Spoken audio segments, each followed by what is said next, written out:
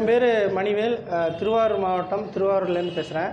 இப்போ இந்த பட்ஜெட் தாக்கல் கூட்டம் நடைபெறுது. அதில் விவசாயிகள் சார்பாக கோரிக்கை என்னென்னா, அந்த மானியங்களை இன்னும் அதிக அளவில் கொடுக்கணும். ஏன்னா விவசாயிகள் தொடர்ந்து பாதிக்கப்படுறது இப்போ இயற்கை சீரழிவுகள் நிறைய பாதிக்கப்படுறாங்க. சிறு இயந்திரங்களுக்கு இல்லாமல் சிறு இயந்திரங்களுக்கும் கூடுதலான நிதியை ஒதுக்கி விவசாயிகளை பாதுகாக்கும் வகையில் அந்த பட்ஜெட் தாக்கல் பண்ணணும்.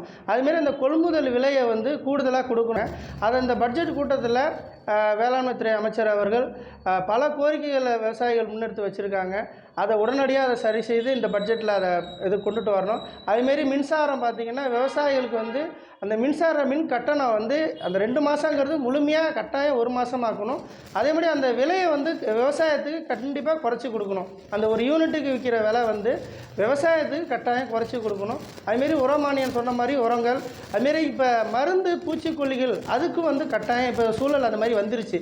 ஏன்னா வெறும் உரங்களுக்கு மட்டுமே கொடுக்குறோம், விதைகளுக்கு கொடுக்குறோங்கிறாங்க.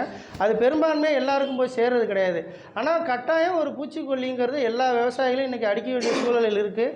அப்போ அந்த பூச்சிக்கொல்லிகளுக்கு கட்டாயம் மானியம் கொடுக்கணும். அதுமாரி இயற்கை விவசாயங்களை ஊக்குவிக்கும் வகையில் இந்த பட்ஜெட் தாக்கல் இருக்கணும்.